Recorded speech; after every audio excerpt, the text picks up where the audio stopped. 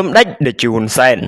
ការកែសម្រួលកម្លាំងកងទ័ពនៅតំបន់មានចំនួនដែលស្រស់ស្រួលគ្នារវាងមេបញ្ជាការកងទ័ពនៃប្រទេសទាំងពីរកម្ពុជាថៃដើម្បីបញ្ជៀសនៅការប៉ះទង្គិចបង្ហូរឈាមទ្រង់ទ្រាយធំគឺជារឿងចាំបាច់សម្ដេចតេជោហ៊ុនសែនប្រធានព្រឹទ្ធសភានៃព្រះរាជាណាចក្រកម្ពុជាបានបង្ហោះសារនៅលើ Facebook ផ្លូវការរបស់សម្ដេចនាយប់ថ្ងៃទី8ខែមិថុនាឆ្នាំ2025នេះ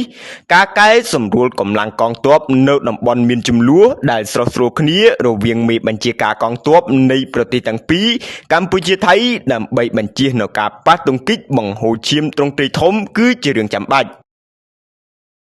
សម្ដេចបានបន្តថា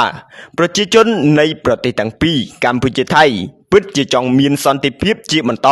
និងមិនចង់ឃើញនៅសង្គ្រាមនោះឡើយ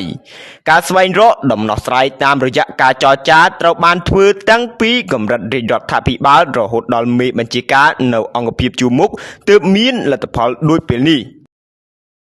ជាមួយគ្នានេះសម្ដេចតេជោហ៊ុនសែនបានអំពាវនាវដល់បងប្អូនជនរួមជាតិសូមជឿទុកចិត្តលើរាជរដ្ឋាភិបាលក្នុងការដោះស្រាយជម្លោះដោយសន្តិវិធីដែលជាវិធីតែមួយគត់ដើម្បីបញ្ជាសង្គ្រាមបង្ហូរឈាម